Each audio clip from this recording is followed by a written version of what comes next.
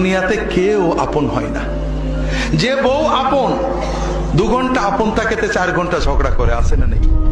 যে ছেলে আপন সে 2 ঘন্টা কথা শুনে তো 4 ঘন্টা কথা শুনে না, ঠিক না বেঠিক? যে ভাই আপন সে ভাই 2 ঘন্টা আপন আর 2 ঘন্টা পর। যে বাবা আপন, যে সবচেয়ে আপন মা আপন, সেও দেখা যাচ্ছে আরেক ভাইয়ের কথা শুনে পর হয়ে যায়, হয় না? হয় না হাজেরিন? দুনিয়াতে কেউ 16 আনা আপন হয় না।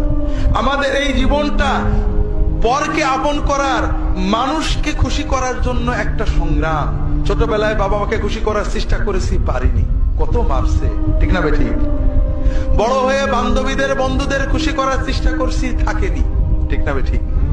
বিয়ে করে বউকে স্বামীকে খুশি করার চেষ্টা করেছি, 16 আনা কখনোই হয়নি। একজনই আছেন যাকে আপন করলে তিনি কখনো পর হন না। তিনি কে?